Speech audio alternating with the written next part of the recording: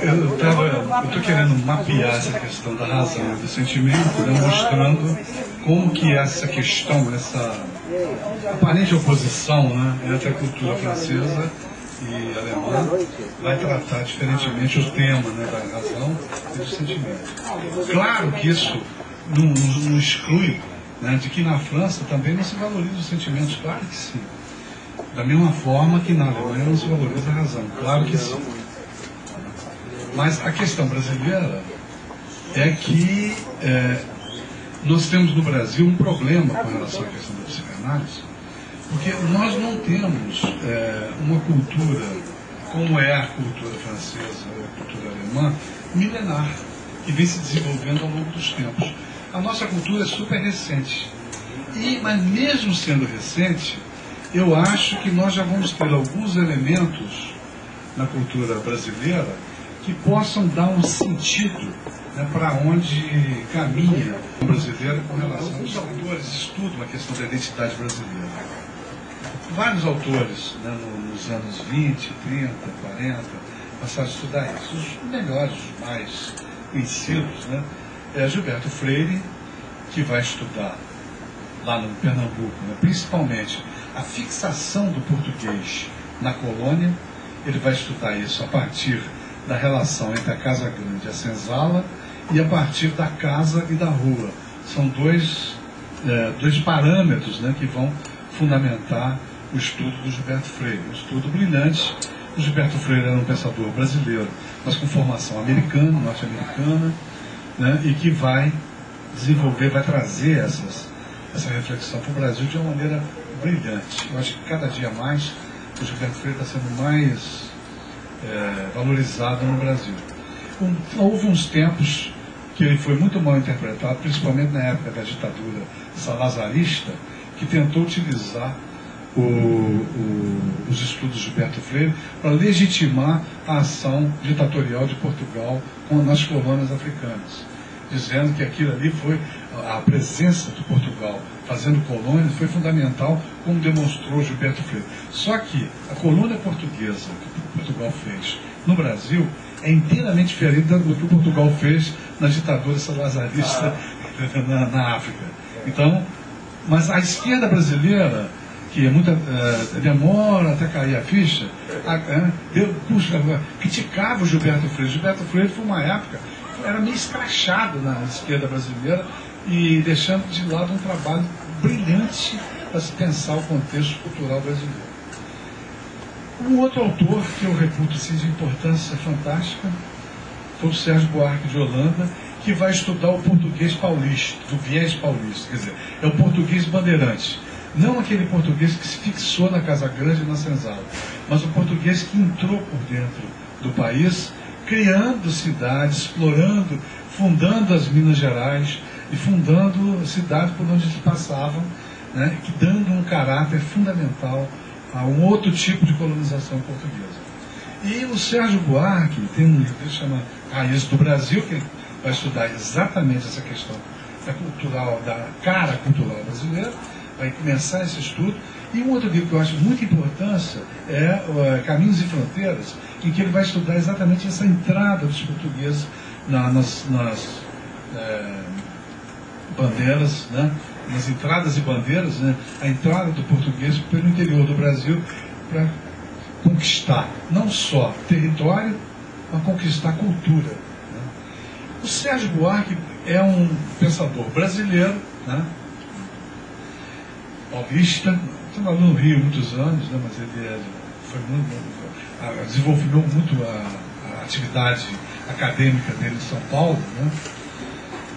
E que trabalhou como correspondente de guerra na Alemanha, e na Alemanha estudou lá com Max Weber, que é um antropólogo alemão muito importante quando vai estudar a sese protestante na formação do capitalismo nos Estados Unidos, né? Num livro que eu acho obra-prima do século, do mundo, que é a ética protestante e o espírito do capitalismo. Um estudo fundamental para se pensar o contexto do capitalismo até contemporâneo. Muito bem. Esse foi o professor do Sérgio Buarque de Holanda. E o Max Weber tinha uma forma de pensar a antropologia e a história através da formação dos objetos. Né? Então o Sérgio Buarque começou a olhar para os objetos. Então ele viu o seguinte: o português deixou de usar o arado, passou a usar a escavadeira. Por quê? Porque o arado era fundamental nas terras da Península Ibérica, que eram terras de fertilidade muito profunda. No Brasil, a fertilidade estava na superfície. Bastava usar a cavadeira para se plantar ali o milho que dava. Não precisava ir lá no fundo. Então, o português passou a fazer isso. O português passou a dormir em rede, porque a rede era fácil. Você dobrava a rede, botava no cavalo e dormia nela na noite seguinte, andando mais na frente. Né? O português passou a cultivar o mel em colmeias, que eram colmeias feitas em cacibas de abóbora. Por quê? Porque tinha mobilidade. Então, o Sérgio Buarque, muito mais do que a noção que o brasileiro era um homo cordialis, ou seja, o Sérgio Buarque vai dizer que o caráter do brasileiro é um homem que funciona com o coração. Não é cordialis no sentido de cordialidade, de gentileza, não. Funciona com o coração, para o bem e para o mal. Nós resolvemos a nossa questão com afeto amoroso, com receptividade, com hospitalidade, mas nós também resolvemos o nosso negócio no sopapo e no tapa, no impulso, no impulso que deixa a razão de fora. Então, o Sérgio Buarque pensou a cordialidade nesses termos, né? Homo cordialis. Mas muito mais importante do que o homo cordialis do Sérgio Buarque é uma característica que o português aprendeu com o índio brasileiro, né? Que deu ao país uma característica cultural fundamental, que é a característica da mobilidade cultural. Nisso ele vai estar em contato com as pesquisas do Gilberto Freire. Vamos fazer um link, eu faço esse link entre Gilberto Freire e Sérgio Buarque, porque o Gilberto Freire vai falar da mobilidade e vai falar da miscigenação. E a miscigenação nada mais é do que uma mobilidade cultural, que pode ser vertical, que pode ser também horizontal. Né? Então, a noção de mobilidade na cultura brasileira vai ser fundamental para a gente entender por que nós aqui recebemos tanta coisa com a nossa hospitalidade. Nós recebemos todas as teorias psicanalíticas, os 4 paradigmas, e desenvolvemos assim, aqui as pessoas gostam muito de falar de escolas. Não são escolas, né? Não são linhas, podem ser teorias, mas não são escolas e não são linhas, são paradigmas. E os paradigmas convivem aqui.